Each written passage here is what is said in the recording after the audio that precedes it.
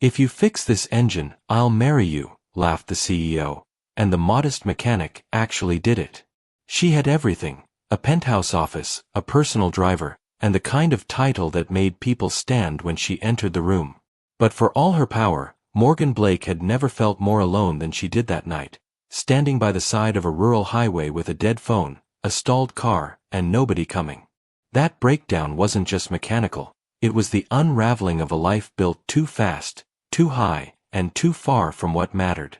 Sometimes, it takes losing signal with the world to finally hear your own heart. Morgan Blake hadn't meant to drive this far west. She wasn't even supposed to leave the city this week, but a sudden investor fallout had pulled her into a frantic scramble across regional offices. She had dismissed her driver for the weekend. "I can handle it," she'd snapped, pride wrapped tight around exhaustion. Now, her engine sputtered its final breath just outside a place she didn't recognize on the map: Willow Creek, Iowa. She slammed her palm against the steering wheel and exhaled through clenched teeth. The road was quiet. Too quiet. No cell service. No honking horns. No steel and glass skyline to reflect her name in lights. She was utterly, terrifyingly still. After half an hour of pacing in heels that sank into the gravel, she spotted a flicker of headlights. Relief surged through her as an old, rust-colored pickup truck pulled over. Out stepped a man, tall, early 40s, worn denim, grease on his hands, and eyes like calm after a storm. "You all right?" he asked, his voice slow and easy, like someone who had time to listen. Morgan straightened. "My car broke down. I think it's the engine. I was headed to Cedar Rapids, but—" She paused, frustrated at the uncertainty creeping into her voice. He looked at the Mercedes, then back at her. "Well, you're lucky you stopped near Willow Creek. I'm Levi Dawson. I own the repair shop down the road." She blinked. Of course his name was Levi. The kind of name you'd only hear in towns that had 2 traffic lights and 3 family diners. "Can you tow it?" she asked briskly. "I can. But the shop's closed now. I can get you a tow, but repairs'll have to wait till morning." "You got a place to stay?" Morgan hesitated. "Hotels." She hadn't even checked. "There's a small inn in town. Nothing fancy, but clean sheets and hot coffee," Levi offered. Pride battled practicality. She nodded stiffly. "Fine." As they rode in silence, her phone still searching for signal, she felt stripped bare. No status. No chauffeur. No boardrooms to shield her. The Willow Creek Inn sat just off Main Street, an aging structure with flower boxes and warm light spilling from the lobby. Morgan checked in, still in her heels, and sank into a bed that smelled faintly of lavender and something old, but comforting. The next morning, she walked to Dawson Auto Repair, her crisp suit drawing glances from locals dressed in jeans and flannel. She hated the way she felt, like she didn't belong anywhere except behind a conference table. Levi was already working on her car when she arrived. His 5-year-old daughter, Ellie, sat nearby on a small stool, legs swinging as she colored with broken crayons. "This is Miss Morgan," Levi introduced casually. Ellie looked up with wide, curious eyes. "Are you rich?" Morgan choked on a laugh. "What makes you say that?" "You smell expensive," Ellie said seriously, then went back to her coloring. Levi chuckled. "She's blunt." Morgan surprised herself by smiling. Really smiling. Something about Ellie's innocence sliced through her defenses like no executive ever had. Throughout the day, Morgan found herself watching them. The easy rhythm between father and daughter. The way Levi explained things to Ellie, never too busy to answer her endless questions. It was a foreign world, but something about it made her chest ache. That evening, Levi knocked on her door. "Got some bad news. Parts won't be in till Monday. You're stuck here for the weekend." She closed her eyes. "Perfect." He hesitated. "You're welcome to join us for dinner tomorrow. Ellie's been asking." Morgan didn't know why she said yes. Maybe it was the quiet in her room. Or maybe it was Ellie's voice echoing in her head. You smell expensive. But for the first time in years, she felt like someone was inviting her, not for deals or status, but simply to be part of something real. The next morning, sunlight filtered through the gauzy curtains of Morgan's room, a stark contrast to the blackout shades of her high-rise apartment. The scent of fresh brewed coffee and something sweet, maybe cinnamon, wafted through the hallway. She sat up slowly, her body sore from the unfamiliar softness of the mattress and the strange stillness of the night. No emails. No calls. Her phone still stubbornly displayed no service. She should have been panicked. She had a pending contract worth $30 million. She had a Monday boardroom presentation to finalize. Instead, she found herself breathing deep, unhurried breaths. For the first time in a long time, no one was waiting for her decision, her approval, or her fire to push things forward. Downstairs in the small dining area, a woman in her 60s with tightly curled gray hair and a floral apron placed a plate of pancakes in front of her. Morning, sweetheart. You're the one stranded from the city, huh? Morgan gave a polite smile. That obvious. In Willow Creek? A suit like that screams lost. The woman winked. I'm Doris. I run this place. We don't do fancy, but we do warm. Morgan chuckled softly. Warm is good. She hadn't sat down for breakfast in months. Maybe years.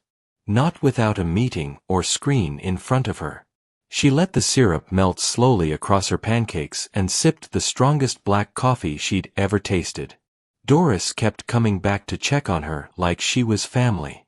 Later that afternoon, Morgan made her way to Dawson Auto Repair again, not because she needed to check on the car. She already knew it was waiting on parts, but because something in her pulled her there. Ellie spotted her first and ran out with a daisy clutched in one hand. For you, she declared. I picked it myself. Morgan knelt instinctively. That's very kind of you.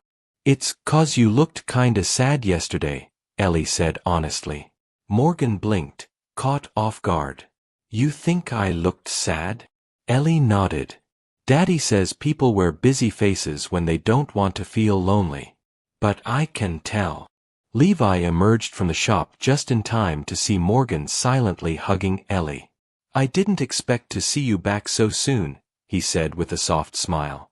I didn't expect to be back either, Morgan replied, brushing dust off her skirt. But there's something about this place. He handed her a cold soda from the small fridge in his office. You're welcome here as long as you need. That evening, Morgan sat with them on their modest porch. Ellie told stories about the stars and showed Morgan how to eat corn the Willow Creek way, with too much butter and laughter. Levi didn't talk much, but when he did, it wasn't small talk, it was sincere. He spoke about how he'd raised Ellie alone after his wife passed away from a sudden illness. How the town rallied around him, bringing casseroles and fixing things without being asked. Not because I'm special, he said. That's just how we take care of each other here. Morgan listened in silence, her heart aching for reasons she couldn't quite explain. When she returned to the inn that night, she found herself staring in the mirror. Not to adjust her makeup or fix her hair, but to really look. She touched her face gently.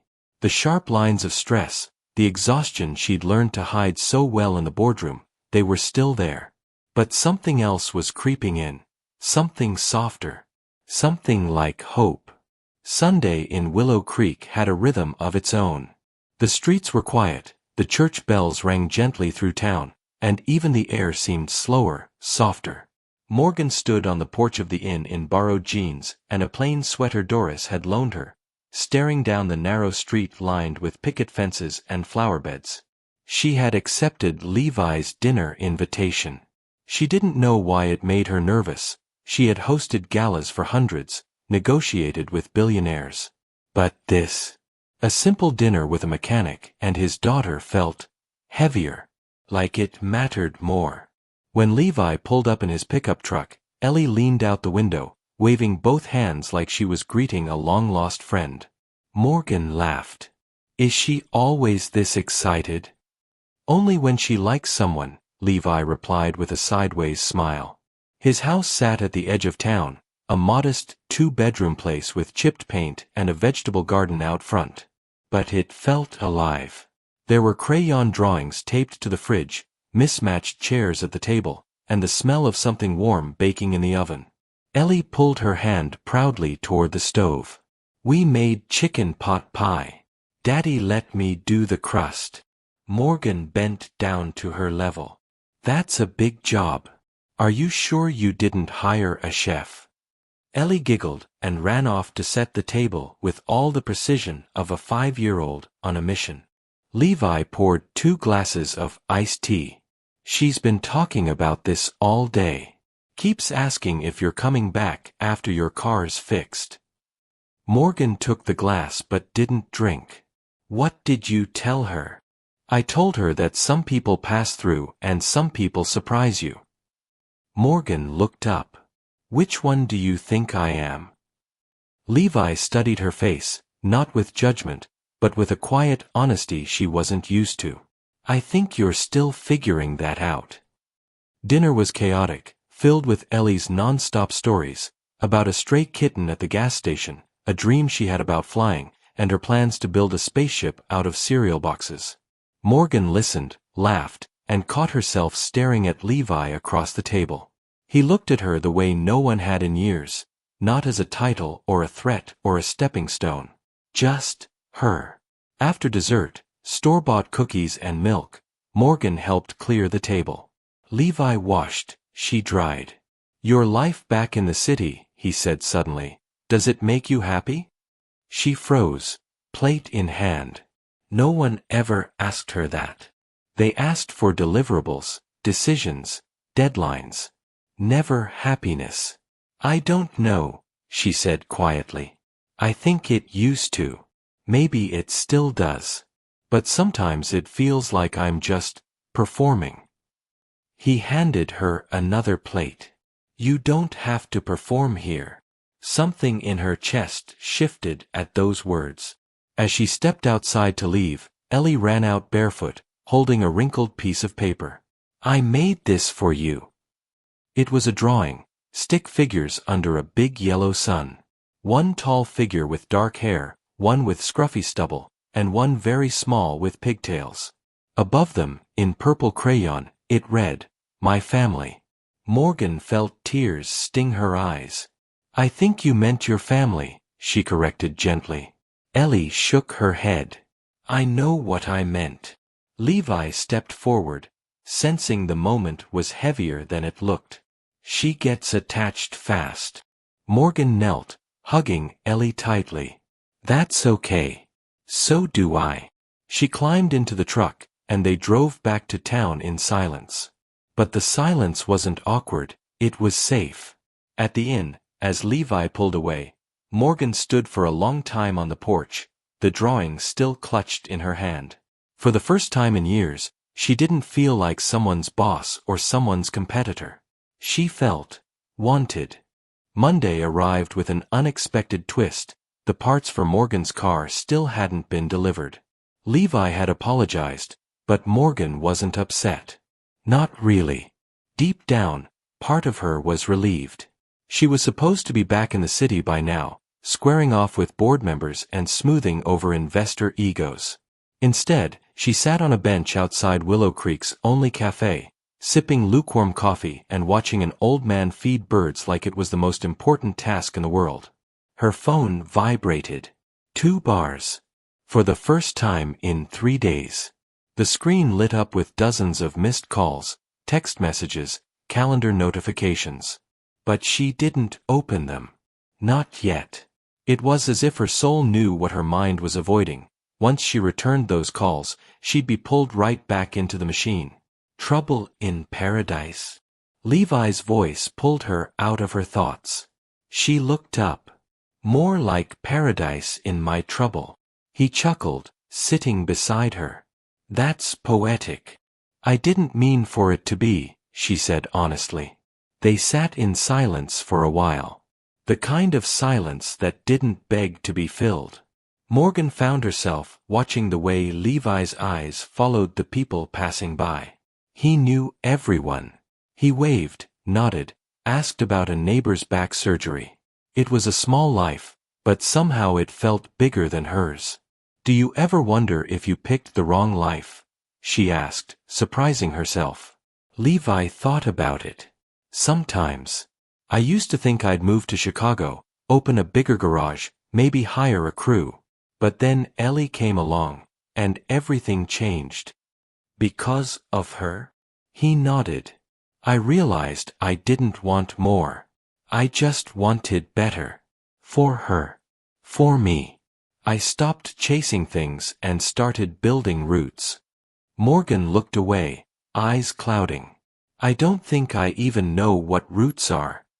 "You can always plant some," he said gently. "No one says they have to be deep yet. Just real." Later that afternoon, Levi handed her a wrench. "I'm not a mechanic," she protested. "Never too late to learn. Just loosen that bolt." She rolled her eyes but crouched beside him. Her manicured hands were clearly out of place under the hood of a car, but she tried. Fumbled. Laughed. "You're doing great," he said, not mocking, but warm. For the next hour, they worked side by side, her clothes getting smeared with oil and her face glowing with something she hadn't felt in years. Joy, unforced and unearned. At one point, their hands touched accidentally. She didn't pull away.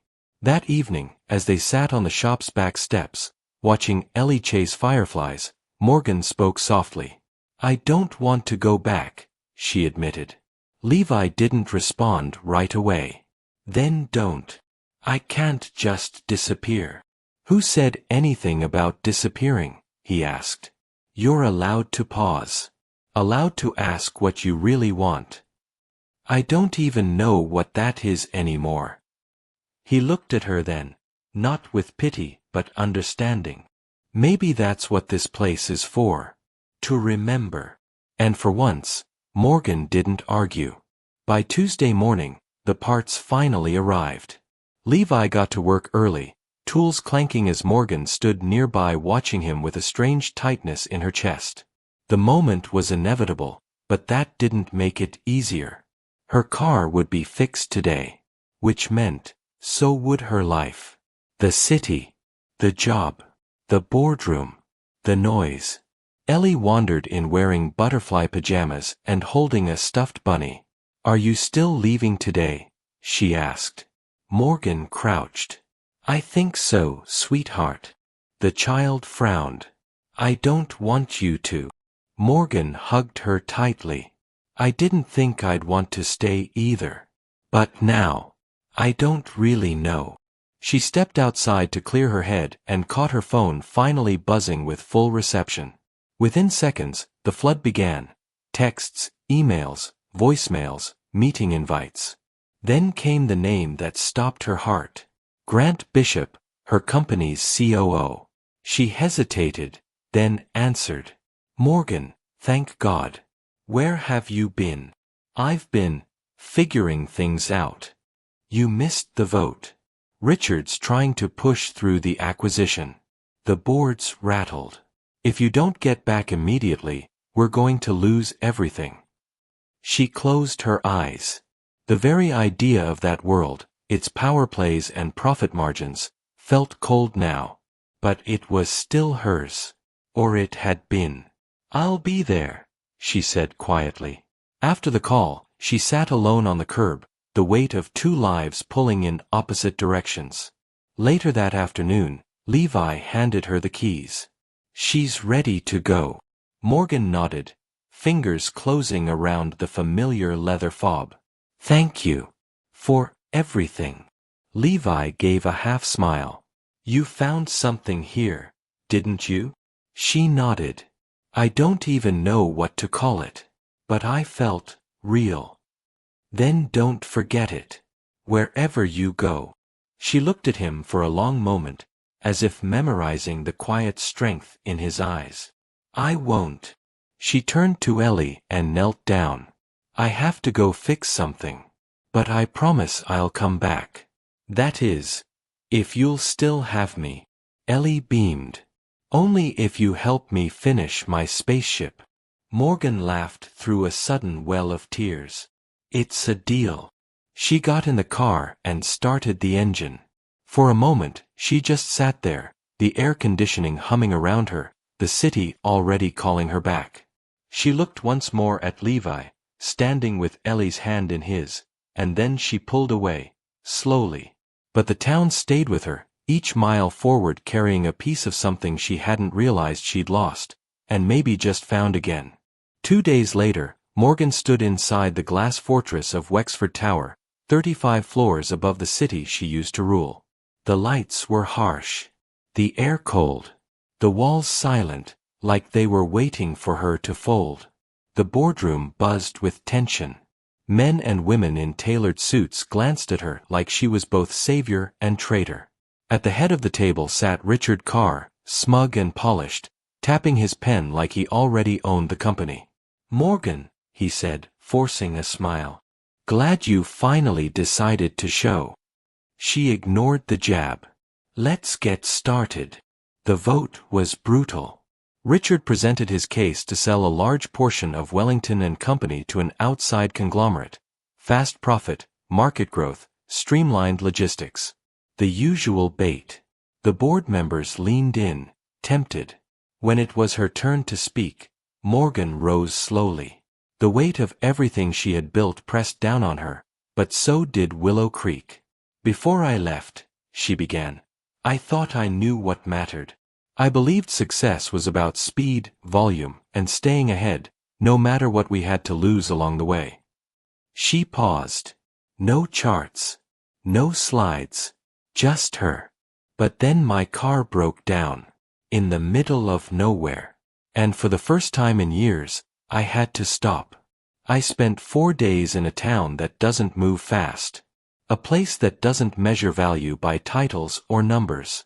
And I met people who reminded me what business is supposed to be about: service, relationships, trust." A few board members shifted uncomfortably. Richard smirked. "This proposal you're voting on today," she continued, "might be profitable in the short term. But it would gut our core values.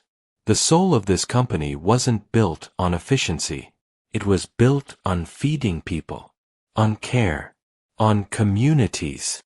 And you think you can save us with sentiment?" Richard scoffed. "No," she replied calmly. "I think I can save us with purpose." She placed a document on the table.